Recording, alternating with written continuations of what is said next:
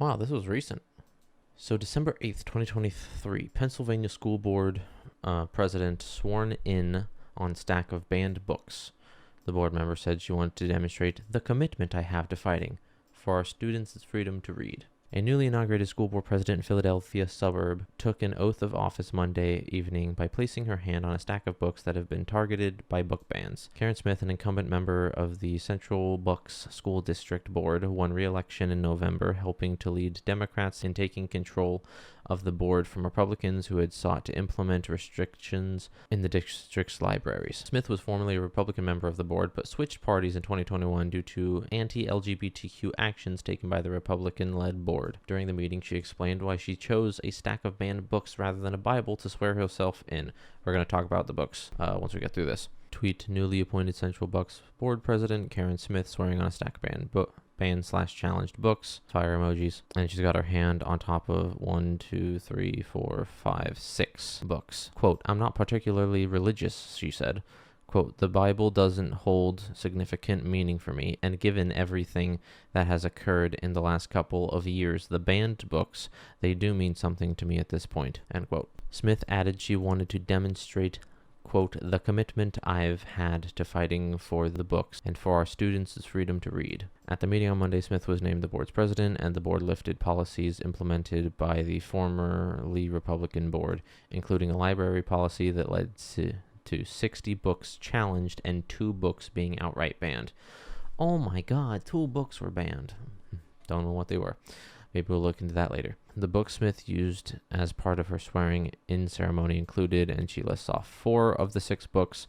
Don't worry, we'll go over what all 6 of them are. Before the meeting, supporters of Smith and other Democrats on the Central Bucks School Board celebrated the fact that the board was changing hands during a tailgate party outside of the building where the meeting was set to take place.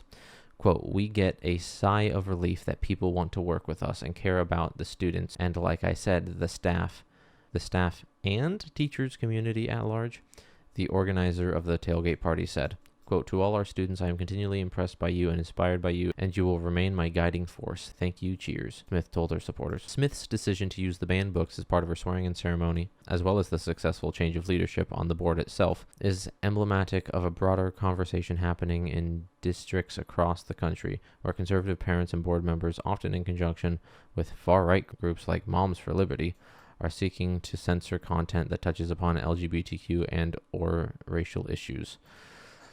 Slight disagreement, but whatever. I think it's probably more just sexual content. A report from the American Library Association, ALA, earlier this year demonstrated that recent attempts to ban books in public and school libraries in the U.S. have been outpacing efforts from previous years. I would say that is probably due to people waking up and realizing what is actually in the school libraries. Deborah Caldwell-Stone, director of ALA's Office for Intellectual Freedom, decried those actions in a report that was released in September. Quote, groups with a political agenda have turned their crusade to public libraries, the very embodiment of the First Amendment in our society. That or the sidewalk, yeah. There's a lot of embodiments of the First Amendment. Caldwell-Stone said, this place, libraries included, quote, this places politics over the well-being and education of young people and everyone's rights to access and use the public library. So I'm going to guess that there's a left lean. So which ones did they talk about? I forget. Night, The Bluest Eye, Lillian Duncan, Flamer. What a choice. Okay, so the books there that she has her hand on in this photo, on this ex-post or tweet. Central Bucks News School Board president was sworn in on stack of frequently banned books. Here's what these books mean to her. While Karen Smith doesn't know why the moment resonated as widely as it did, she explained her reasons for choosing each of the 6 books.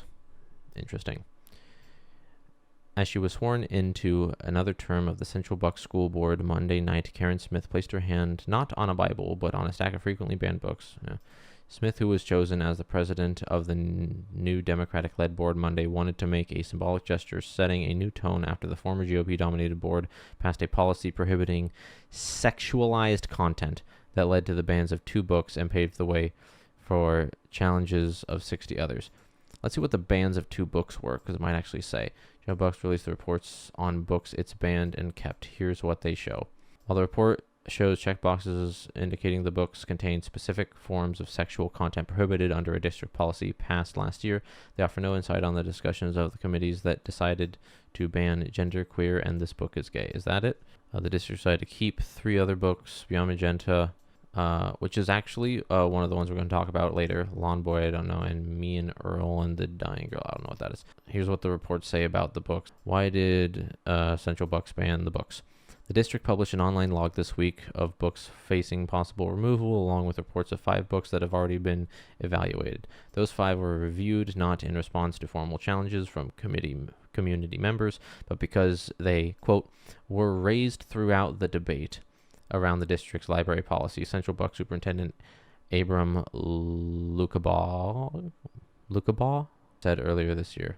The policy, passed last July, said no materials in district libraries shall contain specific types of, quote, sexualized content, including, quote, visual or visually implied depictions of sexual acts or simulations of such acts, and, quote, explicit written descriptions of sexual acts.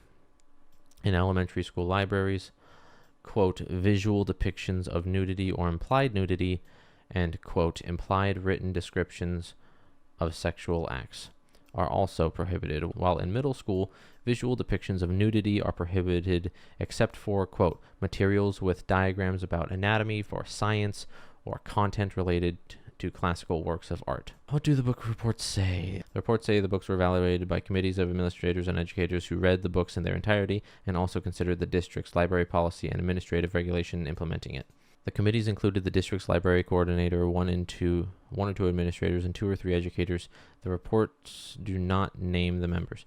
Each report includes a section for describing the book's literary merit, quoting professional reviews and awards. No commentary from committee members is included. The next section includes a series of boxes checked regarding categories of sexual content prohibited by the district. For Genderqueer, a graphic memoir by Maya Kobabe, about coming out as non-binary that has drawn backlash for illustrations of sexual acts, the committee checked yes to questions on whether any excerpts contain, quote, visual or visually implied depictions of sexual acts or simulations of such acts, or, quote, written description of sexual acts. Yes. Maybe that'll be in another video, but yeah.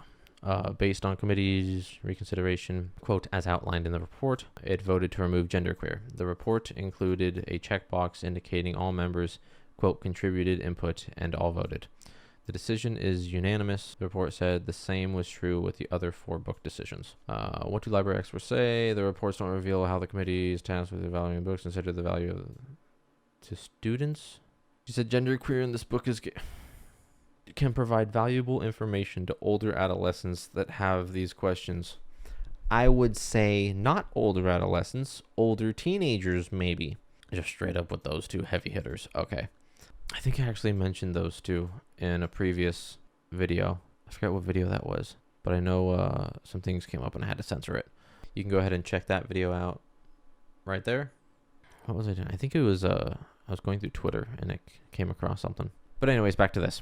Given lack of information about how the books' merit were weighed compared to their sexual content, it appears they were removed based on excerpts, Cobblestone said, but evaluated as a whole. She said, quote, these books are not obscene. I disagree. The district spokesperson did not respond. Maybe not the entire book, but definitely there are obscene scenes. You know, obscene. Anyways. Okay, yeah, so it was a genderqueer and This Book is Gay. I understand why. Back to the Philadelphia Inquirer. We're here. Smith and other Democrats were in the minority, had opposed that policy, which became one of the most contentious measures passed by the board in its tumultuous 2 years in power. Quote, I'm not particularly religious. The Bible doesn't hold significant meaning for me, and given everything that has occurred in the last couple of years, the banned books, they do mean something to me at this point, Smith said Tuesday. She wanted to make clear, quote, the commitment I've had to fighting for the books and for our students' freedom to read. While she had specific reasons for selecting the 6 books, which her husband held as she took oath of office, Smith said she otherwise, quote, didn't think too deeply about it. So she just grabbed 6 of them. So she was somewhat surprised when a photo of the moment began circulating online Tuesday, garnering more than 180,000 views on Twitter and praise from various corners of the internet, maybe praise from certain corners. This Karen built different. one person wrote, using a slang term for an entitled white woman. Another wrote, queen status. And the most savage moment of 2023 goes to Karen Smith. Whoops. Quote, somebody's saying it's like a baller move. I didn't really think of it that way. While she doesn't know why the moment resonated as widely as it did, Smith explained why the books she chose meant so much to her. It's a Knight. Smith, does it talk about all 6 of them? Yes, it does. Here we go. All right. Knight. Smith placed the Nobel Prize winner's autobiographical account of surviving the Holocaust. I thought it was like semi-memoirish, and there was some stuff that got tweaked. I could be wrong, but we'll talk about that later. Top of a pile in reference to controversy surrounding another policy passed by the board. After the board in January banned staff from advocating beliefs to students on partisan, political, or social policy issues, Central High School librarian was directed to remove a weasel quote that read, I swore never to be silent whenever and wherever human beings endure suffering and humiliation. We must always take sides. Neutrality helps the oppressor, never the victim. Silence encourages the tormentor, never the tormented. Smith, like other Democrats, had opposed that policy. The bluest eye. As community members last year began alleging the district was harboring pornography, its libraries amid a broader conservative movement that has accused schools of seeking to sexualize children, Smith recalled one person reading aloud from the Pulitzer-winning Morrison's The Bluest Eye, the novel which describes a character being raped by her father, is a frequent target of bans. I wonder why. Smith said the scene in question was, quote, maybe shocking, but noted comments from, quote, sexual abuse survivors who say it was very important that young people who may have suffered sexual abuse have some way to learn about it, and they're not alone. Their feelings are valid, end quote. But what about all the kids who haven't suffered that? Maybe don't have it in the libraries for them? Maybe, as we'll see someone else say, maybe put it in a special access part for kids who could use that. Lillian Duncan. This is the one I know probably least about. A group called Woke PA that was objecting to library books in Central Bucks has cited Lillian Duncan, a book with a transgender main character. Smith said she decided to read it. The list had said there was inappropriate material, sexual content in the book. I get to the end and there's nothing in there, not even a kiss, Smith said. She called it a sweet story about friendship, except one student in the book is transgender. That's it. Yeah, Lillian Duncan is probably, it's one of the two out of the 6 where I don't see as much of, like, I couldn't find any problems in it, but we'll get to that later. All Boys Aren't Blue by George M. Johnson. The young adult memoir about growing up black and queer has sexually explicit passages that Smith called, quote, intense. An adult called them intense, by the way. But I really found that the author, what he says in the book about why he chose to write that scene, is very powerful, and he's very vulnerable in sharing that with the world. He thought it would help other young gay men, and that's why he did it, she said. I just thought that was admirable. Maybe not appropriate for kids. We'll talk about it later. Flamer, Mike Curato. Smith hasn't read the graphic novel about a teenager grappling with his identity, but she recently participated in a panel at an American Association of School Librarians conference, during which a young person fighting book bans in Texas said the book had saved their life. It stunned me to hear that, Smith said. So, Flamer, it doesn't really matter to her. Some kid said that reading it saved their life, so that's why she chose it. Beyond Magenta. This is the second one that I couldn't find really, like, anything that was, like, bad, just from the internet. The book about the lives of 6 transgender teens has been targeted nationally. In Central Bucks, it was ultimately retained after an administration-ordered review. I was just very impressed with the teenagers' accounts.